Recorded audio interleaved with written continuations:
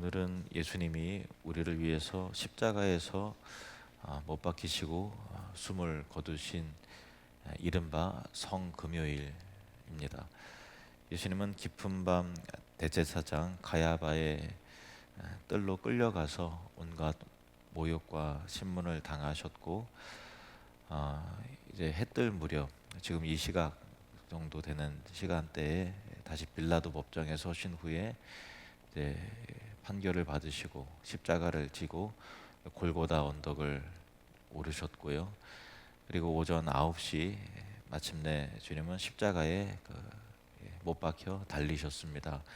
그리고 6시간의 모진 고통을 지나서 오후 3시 예수님은 우리의 모든 죄를 짊어지시고 마지막 호흡을 거두셨습니다. 오늘 본문은 십자가를 향해 나아가시는 예수님의 마지막 뒷모습을 보여줍니다. 거기에는 억울함을 호소하는 항변도 없고 불의한 세상을 향한 저주도 없습니다.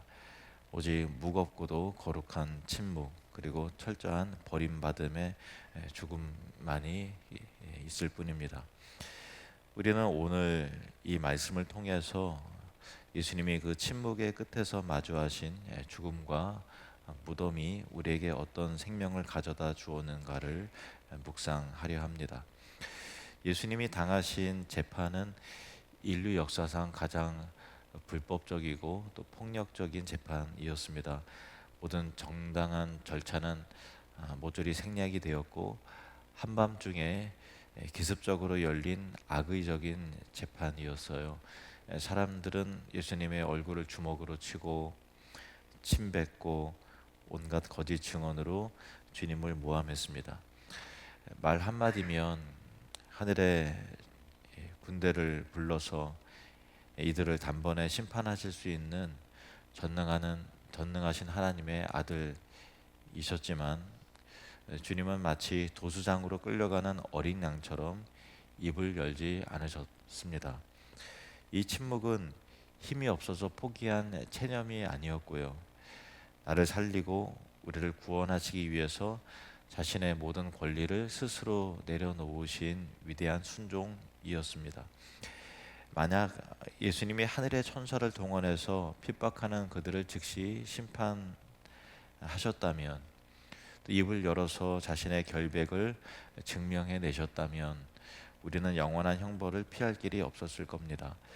예수님은 우리를 살려내기 위해서 기꺼이 억울한 죄인이 되어서 침묵 속으로 걸어 들어가셨던 것이죠. 이 잠잠한 어린 양의 침묵이야말로 우리를 향한 가장 강력하고 웅장한 사랑의 외침인 것입니다. 침묵으로 일관하신 주님은 결국 사형 판결을 받고 살아있는 자들의 땅에서 끊어지셨습니다. 8절은 당시 사람들이 가졌던 무지와 오해를 꼬집습니다.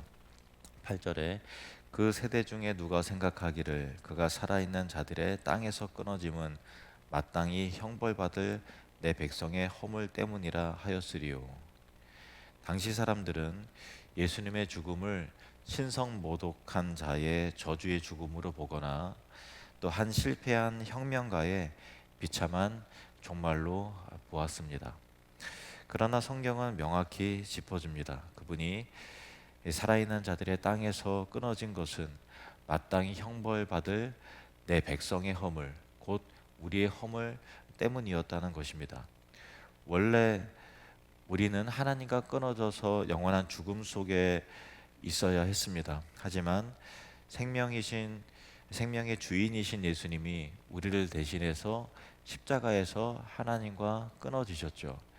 주님이 대신 버려지심으로 이제 우리 앞에는 하나님께로 나아가는 생명의 길이 활짝 열리게 된 것입니다. 주님의 고난은 죽음으로 끝나지 않고 차디찬 또 어두운 무덤까지 이어지는데요. 9절은 이렇게 말합니다. 그의 무덤이 악인들과 함께 있었으며 그가 죽은 후에 부자와 함께 있었도다. 원문의 의미를 살려서 번역하면 이렇습니다. 그의 무덤은 악인들과 함께 하도록 정해졌으나 그가 죽었을 때에는 부자와 함께 있었다. 다시요. 그의 무덤은 악인들과 함께 하도록 정해졌으나 그가 죽었을 때에는 부자와 함께 있었다.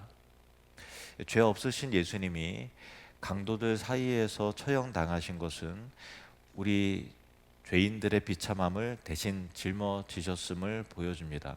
그리고 당시에 이 관례대로라면 십자가에서 처형된 예수님은 그 시신은 연고도 없이 범죄자들의 구덩이에 함께 던져져서 철저한 외면 속에서 비참하게 잊혀져야만 했던 것입니다. 그것이 세상이 예비한 십자가에 못 박힌 자의 마지막 자리였던 것이에요. 그러나 하나님은 아리마대 요셉이라는 인물을 준비하셨습니다. 그는 큰 부자였고 사내들인 공회원이라는 높은 사회적 지위를 가진 자였습니다. 하지만 다수의 악한 결의에 찬성하지 않고 하나님의 나라를 기다리던 선하고 의로운 자였습니다. 누가복음 23장에는 그에 대하여 이렇게 기록합니다. 공회의원으로 선하고 의로운 요셉이라 하는 사람이 있으니 그들의 결의와 행사에 찬성하지 아니한 자라. 그는 유대인의 동네 아리마대 사람이요 하나님의 나라를 기다리는 자라. 그가 빌라도에게 가서 예수의 시체를 달라 하여 이를 내려 세마포로 싸고 아직 사람을 장사한 일이 없는 바위에 판 무덤에 넣어두니. 모두가 예수님을 버리고 도망간 그 캄캄한 때에 그는 자신의 신분과 안전을 버리고 빌라도에게 가서 예수님의 시신을 요청합니다. 하나님은 이처럼 의롭고 용기 있는 자를 통해서 주님의 시신을 아무도 쓰지 않은 정결한 새 무덤에 모시도록 하게 한 것입니다. 이것은 예수님이 비록 죄인의 모습으로 처참하게 죽으셨을지라도 그분은 결코 정죄받는 죄인이 아니며 하나님이 인정하시는 가장 거룩하고 의로운 분임을 온 세상에 드러내신 영광스러운 대반전의 역사였던 것입니다. 하나님은 모두가 끝이라고 생각한 그 무덤에서부터 당신의 아들의 거룩함과 의로움을 선포하기 시작하셨습니다. 동시에 예수님의 무덤이라는 인간의 가장 깊은 수치와 어둠의 자리까지 깊이 내려가신 것은 바로 우리 인생의 가장 어두운 밑바닥까지 찾아오시기 위함이었습니다. 아무도 도와줄 수 없는 죽음의 그림자 속까지 주님이 먼저 들어가셨기에 이제 그 어떤 어둠도 십자가를 통과한 예수를 붙들고 믿는 우리를 가둘 수 없게 되었습니다. 예수님이 이미 그 수치와 어둠의 자리를 밟고 지나가셨기 때문입니다. 사랑하는 성도 여러분, 오늘 이 성금요일에 우리는 나를 위해서 잠잠히 무덤까지 내려가신 예수님 앞에 서야 합니다. 조금의 억울함도 참지 못하고 끝없이 나를 주장하며 소람스럽게 소리지르며 살아봤던 우리의 자아를 예수님과 함께 십자가에 못 박읍시다.